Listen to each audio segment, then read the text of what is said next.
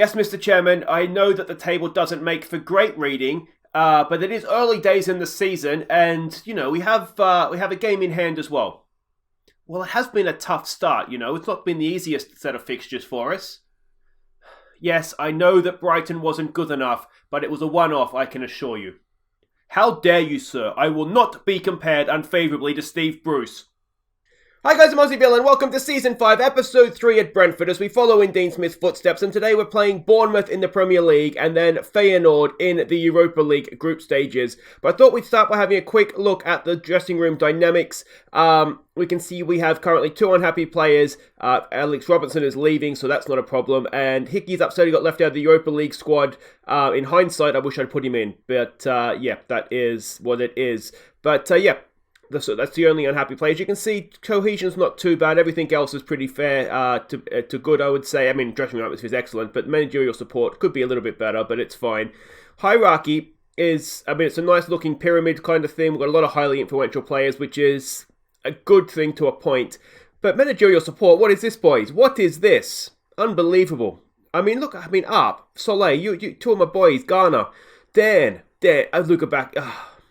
It hurts a little bit, I've got to say, but maybe they'll come around. I'm not quite sure why we seem to have lost support, but I guess it kind of is what it is. Social groups, it is coming together. We're down to, apart from two new signings, pretty much two social groups now. We just need to get them melding into one core group, and we will really have a nice little dressing room going on here. Now, there are two games to catch you up on since last episode. One in the league, one in the cup. Let's start with the league match against Liverpool. We were down to 10 men when Mo Salah got the only goal of the game. So maybe a little bit unfortunate in this one. Hickey's red card was absolutely ridiculous. Straight red, deserved to go. Yeah, in hindsight I should have just played Michelotti in this one and dealt with the ramifications afterwards. But anyway, the match stats are a little bit misleading. Up until the red card, we were second best, but we were sort of keeping them at arm's length. They weren't really threatening us. Despite having a lot of the game, but afterwards we were just clinging on. We didn't have a threat. We didn't have a threat most of the time throughout the game. But yeah, it's difficult to say we didn't deserve to lose the game. Certainly just based off the match stats, if nothing else. But you can see by player ratings, they weren't as good as the match stats make them look. That's for sure. The next game to catch you up on was against Wolverhampton in the Carabao Cup third round. We fell behind early and were 2-0 down just after half time, before Wolves made it 3-0 with 25 minutes to play. Jake Scott picked out Manuel Ferrari to give us hope, and Michelotti crossed for Lewis Potter to put us within touching distance, before the same two combined again to tie it up and send it to penalties, which we won. What a comeback this was. We were dead and buried. We were done. And then 3-0 down, and then Ferrari, and then two late goals from the Wizard. Took it to penalties, and we just were a class above in the penalty shootout. Pickford made a couple of saves, which was good to see. It wasn't an undeserved result. Even when we were sort of 3-0 down, you could argue we'd been the better team. But Manuel Ferrari ran the show in there for us. James Garner had a good game with his 7 key passes. Yeah, and then the assists coming from wide areas. It was really, it was just a massive comeback. And as I said, not completely undeserved. You can see from the match stats, even though, as I said, we were losing, we weren't that bad kind of thing. And of course, the good news or bad news is we've got Manchester City in the fourth round. It's at home again, which obviously helps, but yeah, but that's not going to be the easiest game. So have a quick look at what all that means for the league table. Now, as I said at the start, it doesn't make for great reading, but we do have a game in hand against Bournemouth. If we win that, we go to 13 points, and it does all start to look a little bit better for us, but it hasn't been the best start, that's for sure. And we can see the Europa League there. Both ourselves and Sevilla won our first games. If we can go to, I think we go to Feyenoord, or if we can beat Feyenoord, no matter where it is, it'll put us in a really good position to get out of the group, and then we can deal with Sevilla and see who's going to top the thing. But let's go and have a look at what we're doing here against Bournemouth. We are at home. We are the favourites. We're in decent enough form. They are a Jose Luis Marti coached team. He's come in from West Brom. He's been at West Ham as well. Good manager, decent coach, you'd say. An adventurous, standard style of play is what we're expecting. This sort of formation, sort of the attack versus defence, sort of 5 and 4. You can see they do like to attack a little bit through the middle down the right-hand side, so we'll sort of keep an eye out for that. Passing network, we can see there. It's not particularly complex, is it? And the passing network, we can see there as well. They did lose 3-1, we can see last time out to Burnley. That may have been a cup game. I'm not sure if Burnley's in the Premier League anymore. But let's have a look at what we're doing here. It is a good team we're sending out today. It's Pickford in goal. It is Michelotti. It is Pavlovic, Suisi, and Bogle as the back four. Matteo, Rambleson, and Mabry as the midfield trio. It's Ndedi and Luca Bacchio as wingers. We're not playing the counter-attack. We're playing sort of, I guess, the league formation. Fetayap gets a start up top. He has flattered to deceive so far this season. Let's hope he knocks some goals in today. So everybody is coming out as expected, which is always, as I say, always a good thing. Bowen says pick up where they left off. Just pick up where you left off. 3 goals in 10 minutes. If we keep doing that, we'll be doing okay, won't we? And here we go. Bournemouth are struggling a little bit this year. I think they're down in 17th or so. So it's at home. Whether it was home or away, a team down there you really do want to try and beat. Suisi with the ball in. Mabry's there, and Mabry just over the bar. But it is a sort of game that we do want to try and make sure we're winning, obviously. Goal kick. They get it forward. We win it there with Ndedi. Can he get across into the box? Where's Fetayap? Luca Bacchio at the back post. Ndedi's done so well. It's there. Oh, it's a wonderful header. It's a wonderful goal. Hannibal Mabry with the first of the season. But that was very, very nicely done. Eric Ndedi, take a bow. He made that goal himself. Another look at this. He won the ball. Went past his man just here. Where is it? He dives in, skips straight past him. Excellent stuff. And then picks out Mabry to perfection. And Mabry plants the header in the back of the net. That's a really good goal. A really, really good goal. And we are 1-0 up. We have another highlight here. It's a throw-in. It's probably Bogle. It is. Down to Ndedi. Ndedi back to Bogle. Can he get a cross in? He goes short for Ndedi. Ndedi plays it back. Mabry again. Oh, it's the Ndedi and Mabry show. A second goal for Hannibal Mabry. A second assist for Ndedi. And it is 2-0 to Brentford. 8 minutes done. And this is looking to be very, very nice indeed. Not the best defending we'll see, I've got to say. But look at Ndedi just drifting into space. Plays it back. A little bit of luck perhaps with a deflection there. And Mabry tucks it away. Wonderful stuff. And not only is Mabry on a hat-trick, he's potentially on a perfect hat-trick here. He's got one with his head, one with what would that have been, his right foot. Let's see if we can team up on his left foot. But this has been a wonderful, wonderful start to the game. And given that they're struggling, you do wonder or hope if we can kind of kill their spirit with that start.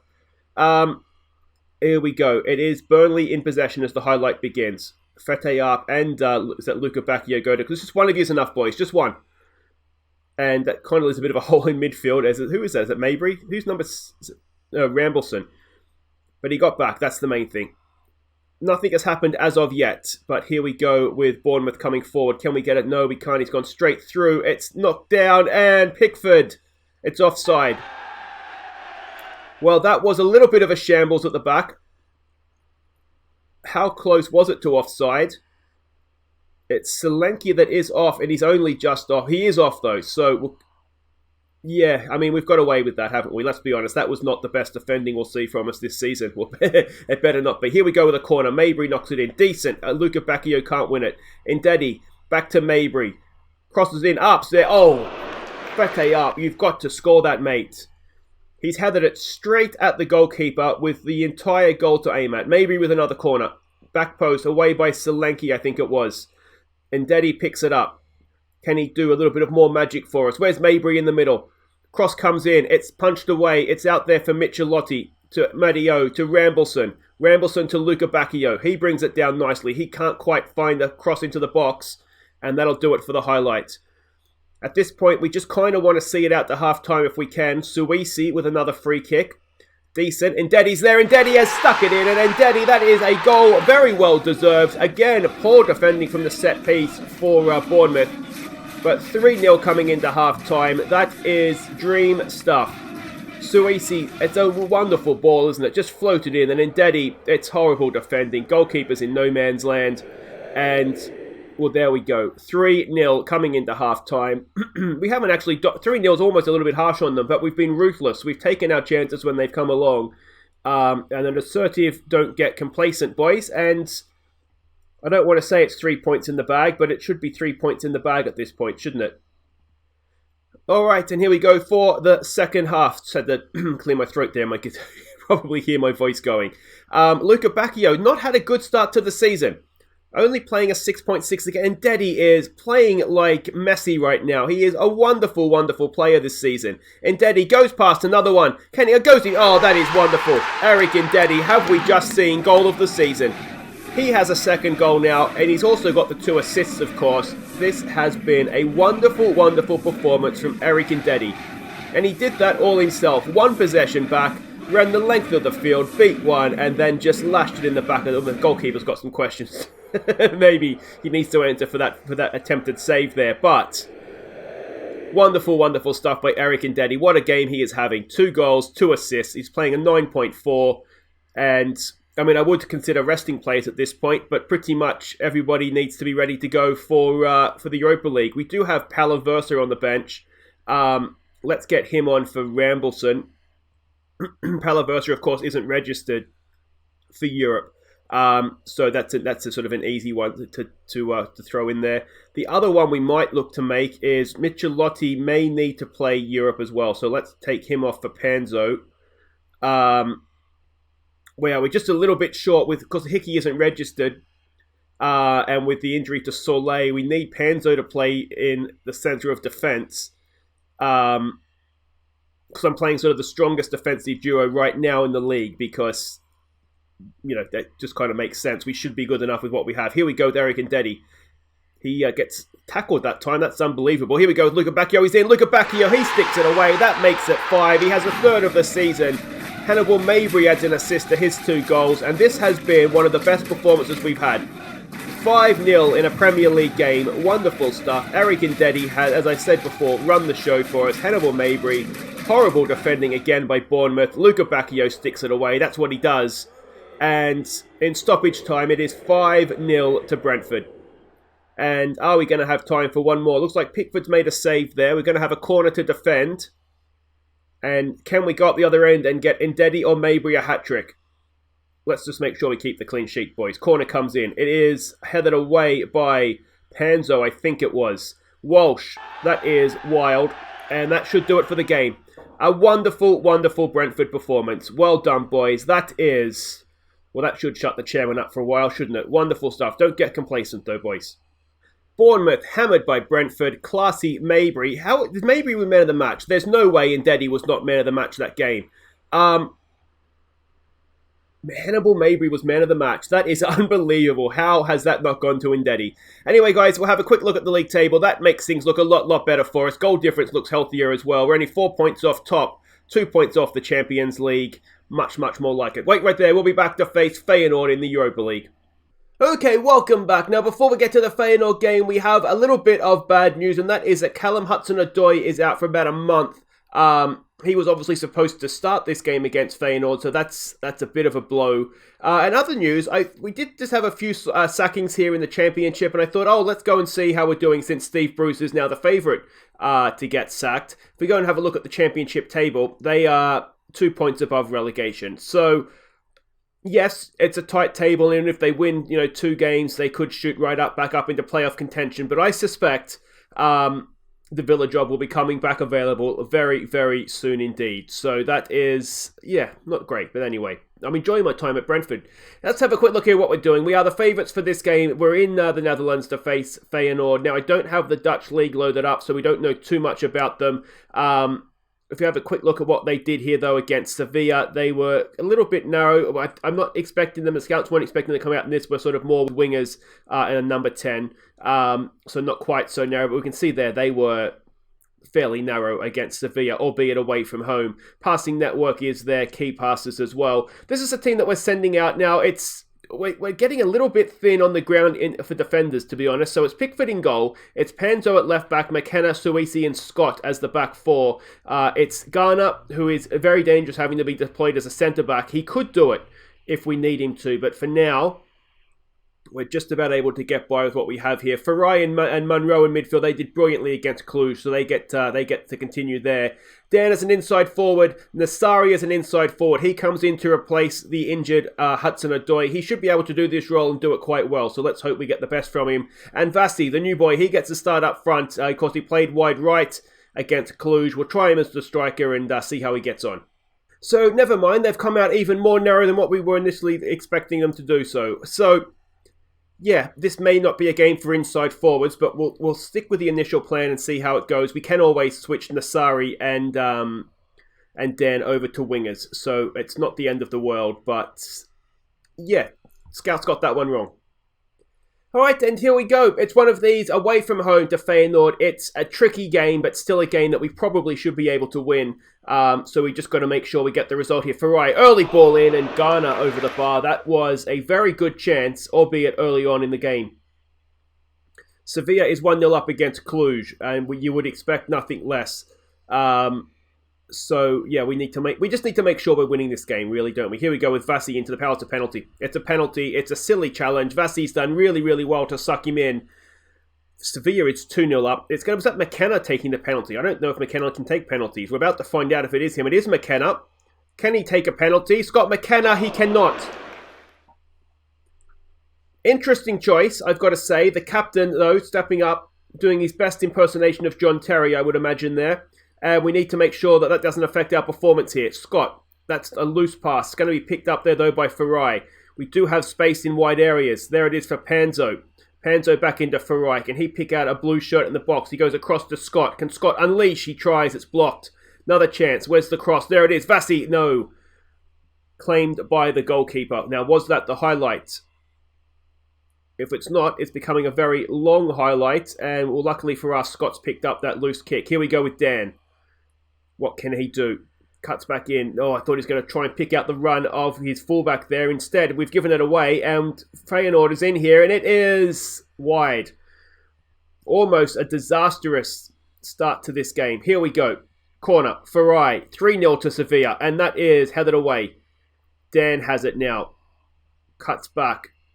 He keeps possession this time. Well done. Suisi has it. He gets it across there for Munro. Back in for Ghana. Munro. Good ball forward for Vassi. Can he stick it away? Of course he can. Vassi has his first Brentford goal. A really, really good team move. Scott Munro, he is running Europe right now. He had a wonderful game against Cluj. And he hasn't started this one half bad either. Look at this. Exchanges passes with Ghana. First time in the channel there for Vassi. Vassi sticks it away. His first goal for the club, of course. And, well, happy days. Happy days. 1-0. And, I mean, the main thing, we just have to win, because if it is going to come down to us and Sevilla for top of the group, what happens in these other games isn't going to matter as long as we're winning. And then head-to-head will sort of come down between us and Sevilla, obviously. There's a good ball. Vassi finds Dan. Can Dan stick it away? Dan's in. Dan does stick it away. It's a fourth of the season for him, and we are underway now. Vassi with the assist. Dan has had a really good goal-scoring start to the season. And there we go. We go back top of the group. Let's give it a demand more. Poor goal kick, you have to say. Munro knocks it down to Vassi. Vassi for Dan. And, well, there we go. Dan didn't make any mistake with the finish. Right, dead smack in the centre of the goal as well.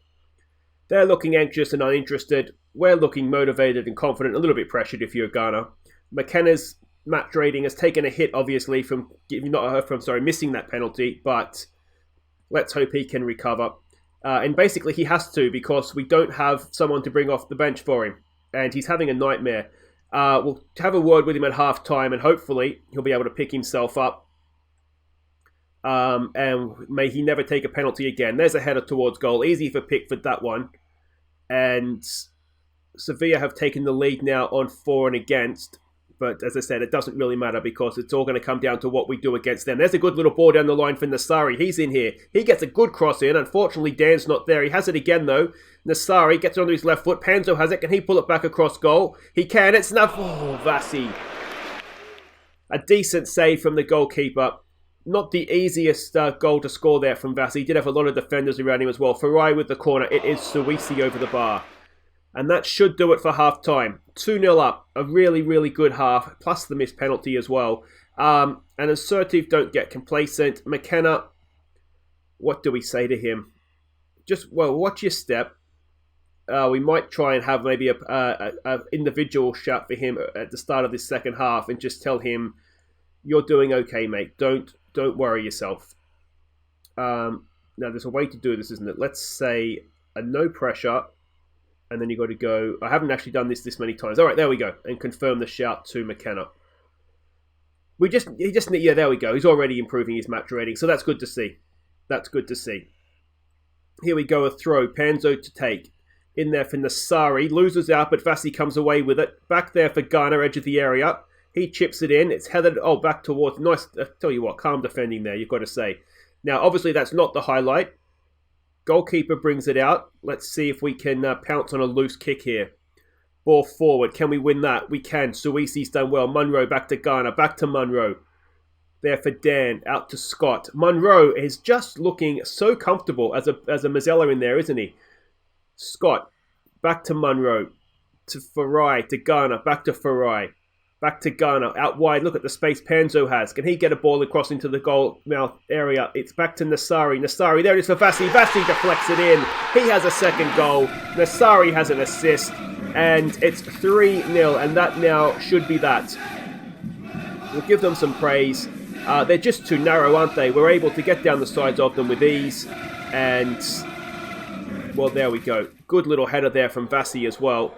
I mean, he's not good in the air, but he can head a ball, which is good to see. Didn't jump at all, I don't think, there, but that's all right. McKenna still not playing his best game, but not too bad. Here we go with Dan. Nice little back flick there. Cross comes in, it's headed away. Vassi should pick that up. If he goes back, he could keep possession here. He decides against it. Scott should pick this up. He does. Forward to Garner. A bit of a hospital pass there, but anyway, we kept possession. Farai. Back out there to Scott. Look at the space we have in wide areas. Scott comes into the penalty area. Ball to the back post. Nassari over the bar. And it remained 3-0. Is there anybody? I wouldn't mind giving Hurdle some game time. The youngster that came through our academy. So we might look to do that in a second here. Scott blocked away. Garner doesn't quite get there. Now we're going to get caught on the break here. Feyenoord come forward. Raul has it. Not that one, I'm assuming, because he maybe his son. Gaspar looks to get the cross in. It is a nice finish. Is it offside? It's an own goal. Well, that's unlucky. It must have hit Munro on the way through, has it? We'll give it a demand more. I'm not quite sure how that is an own goal. That would explain why... Yeah, okay, that explains why Pickford looks so flat-footed there. Unlucky on Munro. There's not much you could do about that, really, is there? So that's 3-1. I think Hurdle is good enough that we can trust him to come on and get the job done for us. We'll bring him on to play his natural role of the advanced playmaker. Hurdle, just as a reminder, he's coming along nicely. And we do need club-trained players coming through. So we need to give him as much game time as we can. Panzo with a cross in, headed away. Scott, in your own time, mate. He gets there. Garner has it. Garner to Scott. Down the line there for Dan. Munro. Wonderful ball from Munro to Vassi. Vassi completes the hat-trick. That is a really good goal. And Scott Munro again. I've said it once. I'll say it 1,000 times. He is just looking world-class as a Mazzella. He's not playing against the best opposition. That we do have to take into account here. But he just looks so comfortable. Look at this. Pinging it around. Vassi gets in behind and takes his chance wonderfully, wonderfully well. That's 4-1. 22 minutes to play. And, well, let's see how many we can get here. Another goal kick for Feyenoord. That looks a loose one as well. Dan brings it down. Does he have a cross into the box here? That's a red card. There's no point yelling, mate. It's not a dive, mate. It's not a dive. Cheerio. And that makes it very, very easy for us now, doesn't it, to see this out. We'll give him some praise. And... yeah, do we bring Fete up on? But I think we need to keep fresh legs where we can. We don't have the biggest squad available to us in Europe. So what a goal from Scott Munro. He got a good goal against Cluj. That is a stunner. We have seen 2 potential goal of the seasons this episode. That is magnificent from Scott Munro. He didn't get selected in the... there's an international break coming up, and he didn't get selected by Scotland. And that is looking an absolutely outrageous decision right now because he is running the show in the Europa League. Here we go. Dan with a corner. Decent, but it's headed away. It's cleared, half cleared anyway, out there to Scott. Panzo and Scott exchange passes. Suisi, Garner, back to Panzo. What's he got? He's going to get caught in possession. No, he doesn't. Ball wide. Dan, he's got Scott on the overlap. He finds him. can we get a ball back? There it is, back post, Nasari. Oh, hey, Omar Nasari with a header. His second of the season. Scott with a wonderful cross, and this is turning into a rout in the Netherlands. 6-1. This will send shockwaves around Seville, won't it? We are looking very, very nice indeed. Dan and Scott combining. Scott all the space he wants, and Nasari, that's a nice little header up and over the keeper, under the bar. 6-1. How's this for an episode of goals? 11 and counting. It's a shame we conceded one, really, isn't it? He's behind the ball, never in doubt, and there we go. Wonderful, wonderful stuff. And even Scott McKennon's up to a 7.6 now. Well, there we go. That is definitely our best performance in Europe that I can remember. We did have some poundings of Las Glint and AEK Athens last year, but I think that was even better than those. Boys, don't get complacent, but that was very, very nice. 6 of the best for Brentford, money in the bank, Classy Vassy with a hat-trick. Scott Munro was just superb, and, well, there wasn't a bad player on the field, really was there in the end. But guys, that will do it for today. If you have enjoyed that, please do hit thumbs up. Don't forget to subscribe if you're new. Look at that goal difference. We are still top, and we have Sevilla to come next. So that'll be next episode. We'll come back for Sevilla away, which will be very tough, and then Chelsea away as well, and they're top of the league. So, it could be, no, it's a bit early to say season defining, but certainly pre-Christmas defining episode next up. If we can beat we will just about secure top of the group with a win, and, well, it will decide if we're in a title race or just a European race if we can beat Chelsea, won't it? That's all for next time, guys. Until then, I've been Aussie, and thank you so much for watching. Take care.